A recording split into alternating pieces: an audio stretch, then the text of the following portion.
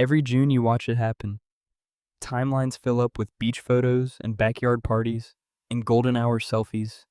Everyone counting down like summer is a reward they've been chasing all year. And you're not one of them. While people are planning vacations, you're already counting the weeks until September. There's a real reason most people wait all year for this season. Longer days mean more sunlight, and sunlight boosts serotonin, the chemical tied directly to mood and energy. Warm weather pulls people outdoors into groups, into spontaneous plans. For a certain kind of brain, that's fuel. More stimulation, more novelty, more people. It feels like being fully alive. But here's where it gets interesting. Not every brain is built to run on that fuel. People call you dramatic when you say the heat exhausts you. Like it's just weather. Like everyone handles it fine.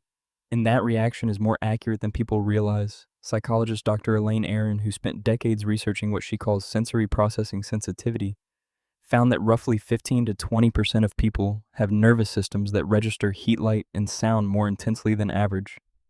Their brains simply take in more. That's not weakness. That's a nervous system running at a higher resolution.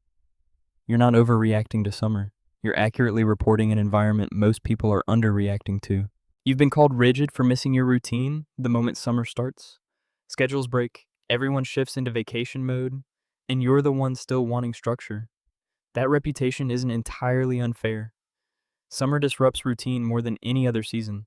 Research on circadian rhythm has found that extended daylight delays, melatonin release pushing sleep later, and fragmenting the predictable rhythm your brain depends on to regulate focus and mood. You're not rigid, you've built a system that runs on consistency, and summer is the one season engineered to break it. You've smiled through enough backyard parties to know the routine: show up, stay social, act like 6 hours of noise and small talk is a good time.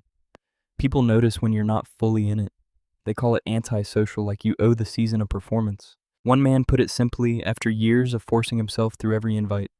Standing at the edge of a 4th of July barbecue, sweating through his shirt, he finally told a friend the truth. I don't hate you. I hate pretending I have the energy for this. No apology after, no fixing it. He just stopped performing. That's not rudeness. That's someone who stopped spending energy on an obligation that never asked what he actually needed. Here's the question worth sitting with. Is it really the heat you can't stand, or is it the constant pressure to perform enthusiasm you don't feel? Because those are two very different problems, and only one of them gets better in October. You've probably wondered if something's actually wrong with you, feeling low, foggy, or irritable during the exact season everyone else calls their happiest. You're not imagining that pattern. The American Psychiatric Association has documented a reverse form of seasonal affective disorder triggered not by darkness, but by heat and excess light, marked by agitation, disrupted sleep, and low mood during summer months. Your body isn't broken. It's giving you an accurate readout. Winter isn't your consolation prize. It's your actual climate. If you're a man, you've probably never said any of this out loud.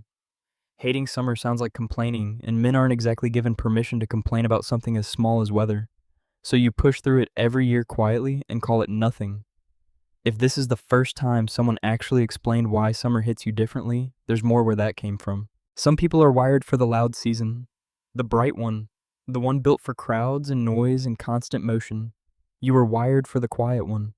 That's not something to fix. Which sign hit closest, the heat, the noise, or the performance of it all? Drop it in the comments, and if you know someone who spent every summer quietly pretending to love it, send them this.